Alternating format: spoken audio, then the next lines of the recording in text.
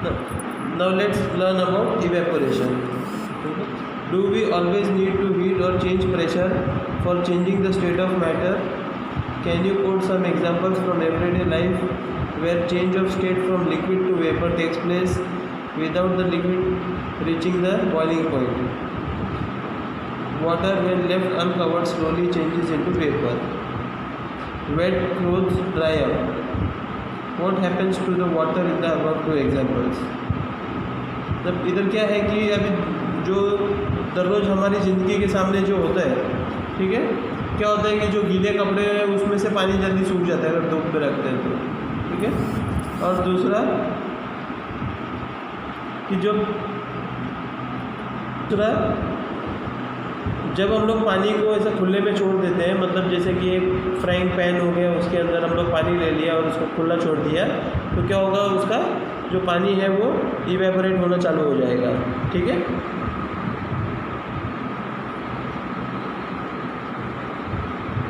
Now particles of matter, you know, they are always moving and are never at rest. वो लोग stationery नहीं रहते हैं, मतलब वो लोग मूव करते रहते हैं। मतलब जैसे कि अभी चौक हो गया, चौक का अंदर पार्टिकल्स है, वो मूव होते रहते हैं, ठीक है। वो कभी ऐसे एक जगह पे रुकते नहीं है, ठीक है। In case of liquids, a small fraction of particles at the surface having higher kinetic energy is able to break away from the forces of attraction of other particles and gets converted into vapor. मतलब जो ऊपर का सतह है पानी का, वो क्या होता है कि वो जल्दी से जल्दी, जैसे हम लोग टेम्परेचर बढ़ाते हैं, हीट देते हैं, तो उसका काइनेटिक एनर्जी बढ़ जाता है। तो जो फोर्स ऑफ अट्रैक्शन होता है दो पार्टिकल्स के बीच में, वो तोड़ के वो वेपर में हो जाता है, वेपर हो जाता है, मतलब भाप बन जाता है, ठीक है। This phenomenon of change of liquid into vapours at any temperature below its boiling point is called evaporation, ठीक है। ये इवेपोरेशन का डेफिनेशन है, याद रखना है आपको। अभी हम लोग एक एक्टिविटी करेंगे जिससे कि अपने को पता चलेगा कि इवेपोरेशन कैसे होता है, ठीक है। अभी हम लोग पानी लेंगे दो अलग अलग कंटेनर में और उसको अलग अलग जगह पे रखेंगे। मतलब जैसे कि 5 ml टेस्ट ट्यूब में ले लिया पानी और उसको खिड़की के पास रख दिया है, ओके, या तो फैन के नीचे रख दिया। और दूसरे में भी 5 ml ही लेंगे और उसको क्या करेंगे, हम लोग धूप में रख देंगे, ठीक है। तो क्या होगा, थोड़ी देर बाद, मतलब समझो कि 1-1.5 घंटे बाद हम लोग देखेंगे उसको, तो अपने को क्या दिखेगा कि जैसे कि अभी हमने जो प्लेट में रखा था पानी, वो उसका सरफेस एरिया ज़्यादा था, मतलब वो ज़्यादा सरफेस पे फैला हुआ था, okay.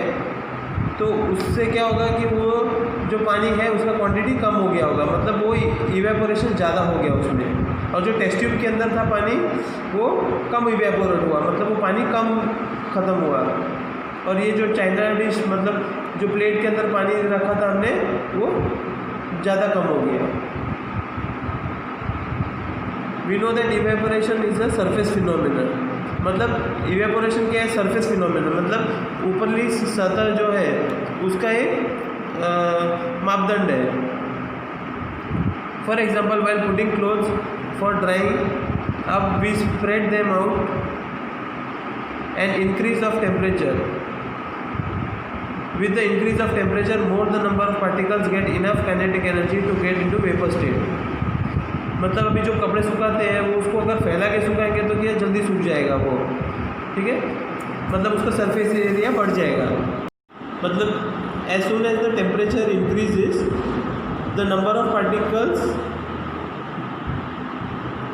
get enough kinetic energy to get into vapor state. मतलब kinetic energy is what they get enough energy so as to free the forces of attraction between the particles. What these are the factors that affect the rate of evaporation. First is the increase of surface area, second one is the increase of temperature, and the third one is the decrease in humidity. Humidity क्या होता है, humidity is the amount of water vapor present in air. मतलब पानी का जो मात्रा है हवा के अंदर, वो अगर ज़्यादा होगा तो क्या होगा, गीले कपड़े अगर हम लोग सुखाते हैं बारिश में तो जल्दी सूखते नहीं है, बिकॉज पानी में, हवा में पानी का मात्रा ज़्यादा होता है। ठीक है, दैट इज ह्यूमिडिटी। नाउ अगर इट इज मतलब humidity is inversely proportional to the rate of evaporation, मतलब ह्यूमिडिटी ज़्यादा है तो इवेपोरेशन कम होगा, ठीक है। और सरफेस एरिया का क्या होता है, the increase the larger surface area will help in faster rate of evaporation, मतलब डायरेक्टली प्रोपोर्शनल है, जैसे सरफेस एरिया बढ़ेगा इवेपोरेशन भी बढ़ जाएगा, और टेम्परेचर के साथ भी उसका डायरेक्ट प्रोपोर्शन है, मतलब जैसे टेम्परेचर इंक्रीज होगा वैसे रेट ऑफ इवेपोरेशन भी बढ़ जाएगा, ठीक है। तो ह्यूमिडिटी का मैंने एग्जांपल बता दिया, बारिश में जो कपड़े सुखाते हैं वो। और an increase in wind speed, हवा का जो स्पीड है उसके ऊपर भी इवेपोरेशन डिपेंड होता है, ठीक है। अभी जैसे इट इज़ डायरेक्टली प्रोपोर्शनल, मतलब जैसे हवा ज़्यादा होगी तो कपड़े जल्दी सूख जाते हैं, ठीक है। Now how does evaporation cause cooling, ये इवेपोरेशन से कूलिंग कैसे होता है वो हम लोग देखेंगे, ठीक है। In an open vessel the liquid keeps on evaporating, ठीक है। जैसे कि अभी हम लोग पानी एक प्लेट में ले लिया, ठीक है, और उसको खुले सन के नीचे छोड़ दिया, तो क्या होगा कि जो पानी है वो भाप बनने चालू हो जाएगी धीरे धीरे धीरे, वो प्रोसेस स्लो है, ठीक है, काफ़ी टाइम के बाद होता है वो। So it starts evaporating. The particles of liquid absorb energy from the surrounding to regain the energy lost during evaporation. क्या होता है कि जो एनर्जी है आसपास की वो गेन करते हैं लिक्विड, ठीक है, और जो एनर्जी लॉस होती है इवेपोरेशन में वो उसमें यूज़ होती है। This absorption of energy from the surroundings make the surroundings cool, मतलब जो बाहर की जो गर्मी है वो एब्जॉर्ब करती है, तो वो प्रोसेस से क्या होता है कि सराउंडिंग वातावरण ठंडा हो जाता है। मतलब इसके लिए हम लोग एग्जांपल लेंगे नेल पॉलिश रिमूवर का। अगर नेल पॉलिश रिमूवर हम लोग हाथ में लेके थोड़ी देर रखते हैं तो क्या होगा कि अपना हाथ ठंडा हो जाएगा, अपने को ठंडा महसूस होगा। वो क्यों होता है ऐसा कि जो अपने हाथ की गर्मी है वो जो एसीटोन है नेल पॉलिश रिमूवर वो खींच लेता है और भाप बन के उड़ जाता है, तो वो अपने हाथ की गर्मी है वो भी खींच के भाप बन के निकल जाती है, तो इसके लिए हमको ठंडा महसूस होता है। After a hot sunny day the people sprinkle water on the roof और open ground because the large latent heat of vaporisation of water helps to cool the hot surface. मतलब गर्मी में हमने देखा होगा कि लोग ऐसे दुकानों के बाहर, घर के बाहर पानी छिड़कते हैं, तो क्या होता है जब वो पानी भाप बनती है तो बाहर की गर्मी है वो खींच के भाप के द्वारा लेके जाती है अपने साथ, तो क्या होता है कि जो वातावरण है ठंडा हो जाता है, ठीक है। ये दो एग्जांपल्स हमने देखे हैं। अभी हम लोग जो समर सीज़न है उसमें कॉटन के क्लोथ्स क्यों पहनते हैं, because cotton clothes absorb sweat from our body and exposes it to the air for evaporation, thus cools our body, ठीक है। तो हमको कॉटन के क्लोथ्स पहनने चाहिए समर सीज़न में।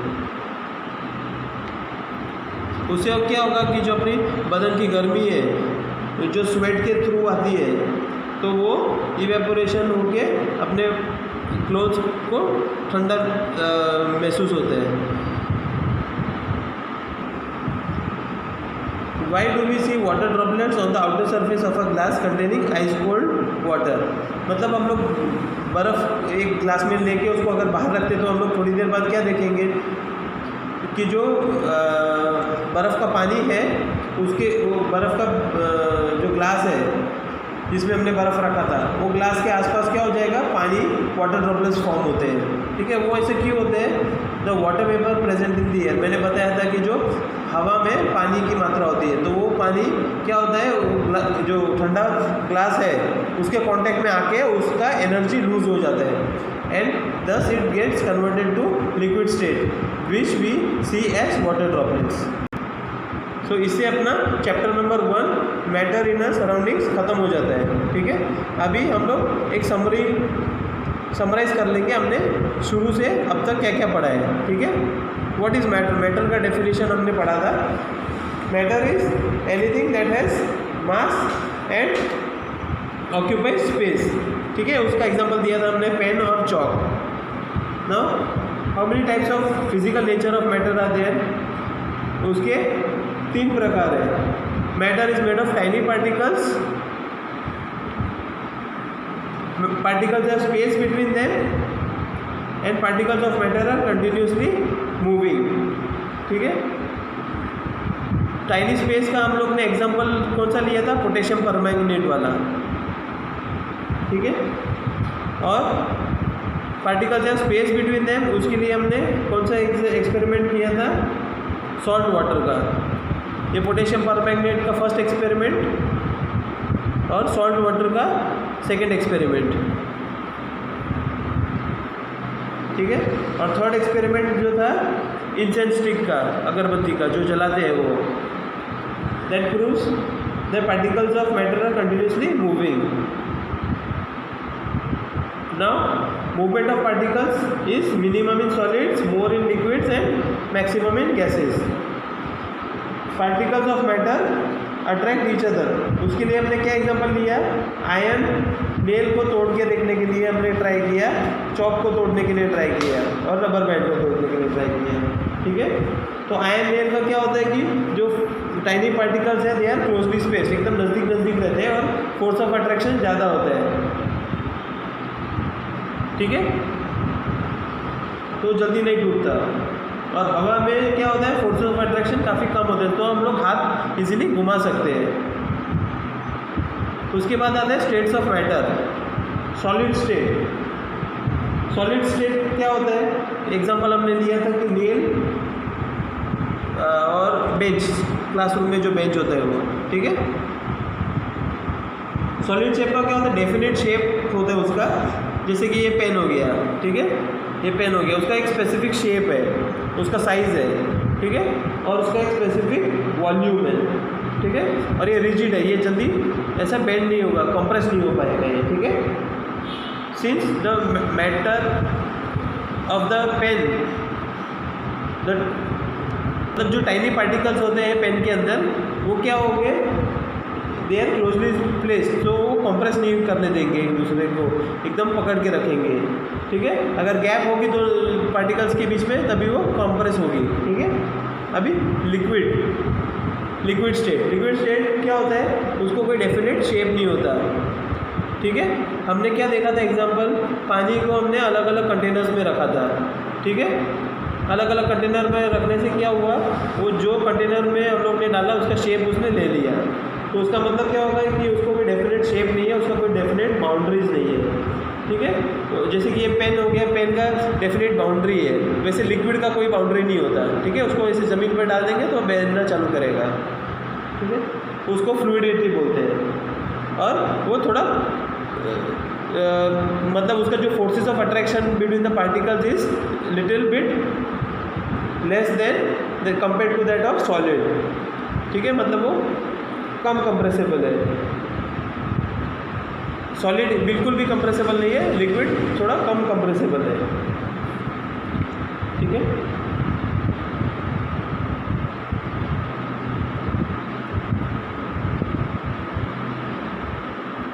अब आता है गैसियस स्टेट.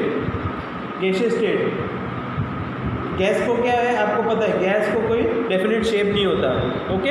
अगर कोई बलून ले लेंगे हम लोग और उसके अंदर गैस भरेंगे तो पूरा बलून का पूरा एरिया गैस ले लेगा. ठीक है. और कोई कंटेनर के अंदर हम लोग गैस भरते हैं तो क्या होगा? गैस है ना, पूरा कंटेनर का जगह ले लेगा, पूरी ऊपर सतह तक भर देगा वो. जैसे कि अभी लिक्विड है, लिक्विड को क्या होता है? हम लोग पानी डालते हैं 100 ml, तो वो सिर्फ 100 ml ही, अगर वो कंटेनर का कैपेसिटी है 200 ml, तो 100 ml ही सिर्फ accumulate, it will occupy that much space. It will not take the 200 ml full. Okay. And gas में क्या होता है कि वो पूरा जगह ले लेते हैं. So it doesn't have any definite volume. और since the particles are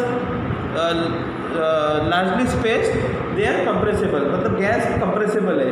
ठीक है.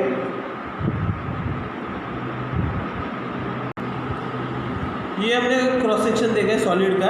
ठीक है. इसमें जो छोटे छोटे ब्लैक डॉट्स दिखते हैं वो टाइनी पार्टिकल्स है. And the space between them is very less as you can see. And in case of liquids the space between the tiny particles black dots is little bit more. And in case of gas the space is the maximum. ठीक है. The forces of attraction between these particles will be very less. It will be maximum in solids. ठीक है? So gases are compressible. Now change of state of matter. Okay? How can the state of matter be changed? Like solid को liquid में कैसे कर सकते हैं और liquid को गैस में कैसे कर सकते हैं? उसके लिए हमने एक एग्जाम्पल किया है, एक्सपेरिमेंट किया है. ठीक है? हम लोग बर्फ़ लेंगे, ठीक है, एक बीकर के अंदर. वो एक्सपेरिमेंट आपको याद होगा. ठीक है? उसको हम लोग जलाते हैं, फिर solid ice gets converted into, that is solid state gets converted into liquid state, and then liquid from liquid state it gets converted into gaseous state. ठीक है? Why? Because as temperature is increased, kinetic energy of the particles is also increased. So the forces of attraction between them is reduced. और वो जो state है उसमें it helps to overcome the state from solid to liquid and from liquid to gas. उसके लिए heat भी required होती है. ठीक है? Now the process of melting, इसका definition क्या है? Change of solid state into liquid state is known as fusion. The minimum temperature at which a solid melts to become a liquid at atmospheric pressure is called melting point. ठीक है?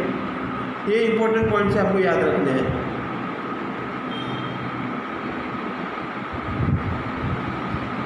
The temperature at which a liquid starts boiling at atmospheric temperature is also known as boiling point. ठीक है? Boiling point हो गया और melting point हो गया. ठीक है? बॉइलिंग पॉइंट मतलब पानी को उबालते हैं, उसको बॉइलिंग पॉइंट बोलते हैं. और मेल्टिंग पॉइंट मतलब बर्फ़ को अगर हम लोग पिघलाते हैं तो उसको मेल्टिंग पॉइंट बोलते हैं. ठीक है? वो एक एग्जाम्पल समझा दिया मैंने. Now direct change of gas to solid state, ये भी हमने देखा. ठीक है? कोई सॉलिड है वो डायरेक्ट गैस में कन्वर्ट होता है. ठीक है? उसका एग्जांपल क्या था? हम लोग एमोनियम क्लोराइड लेंगे चाइना डिश में और उसको गर्म करेंगे. ठीक है? तो एमोनियम क्लोराइड क्या होगा? उसका वेपर बन जाएगा और वो कॉटन प्लग में सब कलेक्ट हो जाएगा. ठीक है? It doesn't go into the liquid state. It directly changes from solid state to gaseous state. Okay? Now this change of state from solid to liquid is called deposition. हमने ये भी देखा कि on applying pressure and reducing the temperature can liquefy gases. मतलब gas है वो liquid form में हो जाएगी अगर हम लोग उसका टेम्परेचर और प्रेशर कम कर देते हैं तो. ठीक है? अब solid carbon dioxide gets converted directly to gaseous state और decrease of pressure to 1 atmosphere without coming into liquid state. ठीक है? उसको डिपोजिशन बोलते हैं. Change of gas to solid without changing into liquid is called deposition.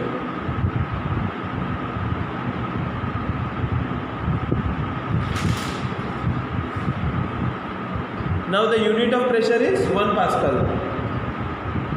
वो आपको याद रखना है, सम्स में काम आ जाएगा वो. 1 atmosphere equal to 1.01 into 10⁵ pascal. ये इसका यूनिट है पास्कल. ठीक है? 1 atmosphere का क्या वैल्यू है? 1.01 इंटू 10⁵ पास्कल. ओके? ये सब सम्स में हमको काम आएगा. और एलपीजी का हमने फुल फॉर्म देखा था, लिक्विफाइड पेट्रोलियम गैस, जो हम लोग घर में कुकिंग गैस यूज़ करते हैं सिलेंडर्स में, वो एलपीजी होता है. और सीएनजी हम लोग व्हीकल्स में यूज़ करते हैं, कॉम्प्रेस्ड नेचुरल गैस. ठीक है? Now evaporation. What is evaporation? हमने देखा था the phenomena of change of a liquid into vapour at any temperature below its boiling point is called evaporation. वो उसका डेफिनेशन है. इवेपोरेशन में क्या होता है? Particles of matter are always moving and are never at rest. कभी stationary नहीं रहते, वो मूव होते रहते हैं. ठीक है? Now what are the factors that affect evaporation? The exposed surface area. Increase in surface area will increase the rate of evaporation. That means the surface area is directly proportional to the rate of evaporation. With increase of temperature also the rate of evaporation increases, मतलब it is directly proportional. A decrease in humidity. Humidity आपको पता है, जो हवा के अंदर पानी की मात्रा होती है उसको ह्यूमिडिटी बोलते हैं. Humidity is inversely proportional. अगर humidity is more then the rate of evaporation decreases. Okay, and increase in wind speed. If the wind speed is more, the rate of evaporation will be more, so it is directly proportional. Now how does evaporation cause cooling? ये भी हमने देखा था, ठीक है. When a liquid evaporates, it takes latent heat of vaporization from surrounding, which on losing heat gets cold. Nail polish remover का example हमने देखा था, ठीक है. ये रहा. अगर हम लोग नेल पॉलिश रिमूवर जो एसीटोन बोलते हैं उसको हाथ में लेते हैं तो क्या लगता है, अपने को ठंडा फील होता है, ठंडा महसूस होता है. क्यों? Because it takes the heat from our hand and gets evaporated and thus the hands feel cool. हम लोग समर सीजन में गर्म कपड़े पहनते हैं, उसका भी रीज़न यही है कि cotton clothes absorb sweat from our body and exposes it to the air for evaporation which cools our body, ठीक है.